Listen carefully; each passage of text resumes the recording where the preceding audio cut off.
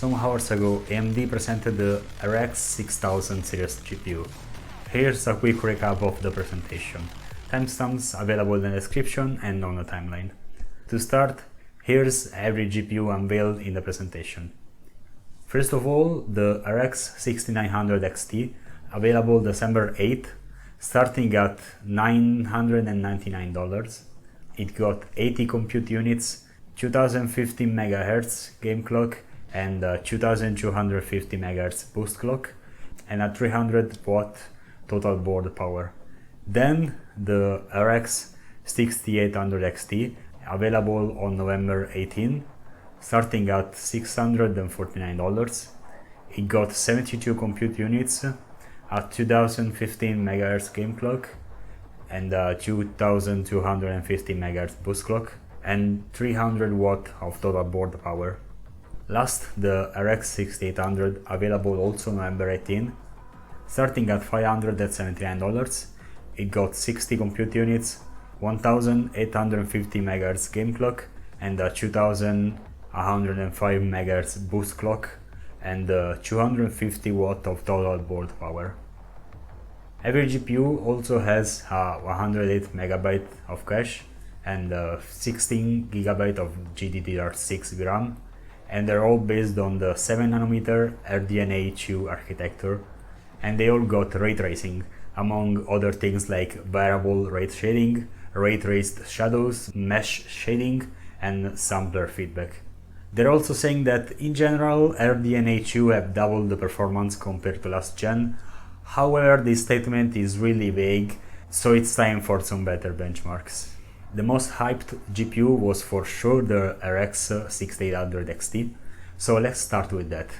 They first showed us some benchmarks of the card versus the RTX 3080 in 4K Ultra, then also some 1440p results. Same games, same settings.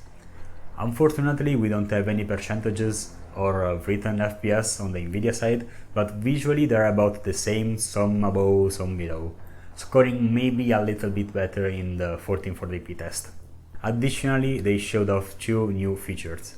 The first one is an option called Rage Mode, which from my understanding is a better auto overclocking option. In my opinion, you're better off manually overclocking your card if you want the best performance, but that's nice to have an easy option like this. The other is a thing they call Smart Access Memory.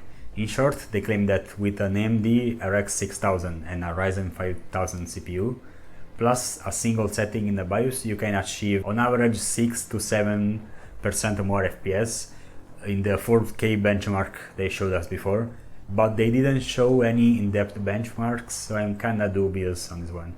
Then the most surprising to me, the RX 6900 XT. This time only one benchmark of the card versus the RTX 3090 in 4K Ultra settings. There is to point out that the RX 6900 XT had Smart Access Memory and Rage Mode turned on, but since the performance bump isn't big, we can say that it will be around the same performance of the RTX 3090, which is fantastic for high-end or enthusiast builds because of the much lower starting price. Lastly, the RX 6800. Here they showed us two benchmarks of the card versus the RTX 2080 Ti with Smart Access Memory turned on. The first was a 4K bench, the other a 1440p bench. Not too shabby considering the price, but if the RTX 3070 will be really around $500 and it won't inflate to 600 or more, I don't see how it can really be advised, except for some specific uses, at least for the time being. Last, they reminded us all the release dates of the new hardware. The Ryzen 5000 will drop on November 5, the Radeon RX 6800 and 6800 XT on November 18, and the RX 6900 XT on December 8. That is all. Subscribe, leave a comment if you want, maybe also join my Discord, link in the description. And thanks for watching. I'll see you in the next one.